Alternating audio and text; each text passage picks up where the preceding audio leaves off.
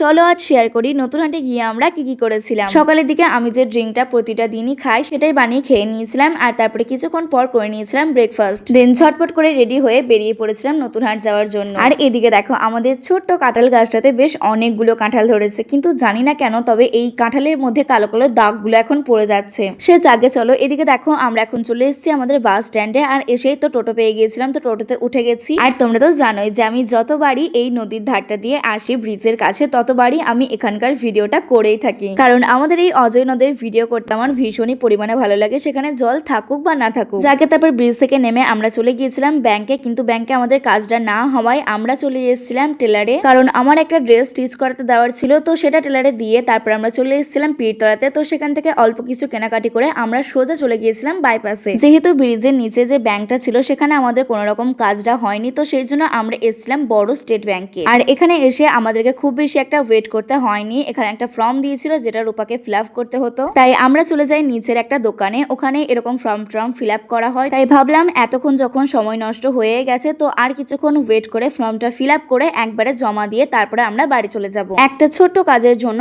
আমাদেরকে 2 থেকে 3টে ব্যাংক ঘুরতে হয়েছে, আর সেই জন্যই আমাদের ওখানে সব থেকে বেশি দেরিটা হয়ে গেছে। সে জাগে ফর্মটা ফিল আপ করানো হয়ে গেলে উপরে গিয়ে জমা দিয়ে আমরা একটা দোকান থেকে কচুরি কিনেছিলাম, যেটা খেতে ভীষণই ভালো ছিল। তাও আবার 3টে কচুরির দাম নিয়েছিল মাত্র 10 টাকা। যাকে তারপরে বেশ কিছুক্ষণ পরে লাঞ্চটাও করে নিয়েছিলাম, আর এদিকে আমি যে সাবুর পাপড় আর আলুর পাপড়গুলো মা দিয়েছিল সেগুলোকে গুছিয়ে রেখে দিলাম। তোমাদের কোনো চিন্তা নেই, আমি রেসিপি তোমাদের সাথে নিশ্চয়ই শেয়ার করে দেবো। তারপর এদিকে চলে আসি আমি উপরে, আর উপরে এসে আমার অনেকগুলো কাজ ছিল, একটা ভিডিও শুট করা ছিল আমার, তো সেই জন্য আমার লাগতো বেশ অনেকগুলো গোলাপ। আর জানো তো এই গোলাপগুলো আমি ফ্রিতে নিয়ে এসেছি। কি বিশ্বাস হচ্ছে না তাই তো? আরে হ্যাঁ গো, সত্যি সত্যি ফ্রিতেই নিয়ে এসেছি। গোলাপগুলো যে পিন দিয়ে অ্যাটাচ করা থাকে সেই পিনগুলো ছেড়ে গিয়েছিল, আর দোকানদার এগুলো ফেলেই দিচ্ছিল, তো আমি বললাম যে আমাকে দিয়ে দাও, তোমার যখন কোনো রকম কাজে লাগবে না আমি ঠিক কাজে লাগিয়ে দেবো। তাই বাড়িতে এসে এগুলোর একটা গতি করে দিলাম। তো চলো টাটা।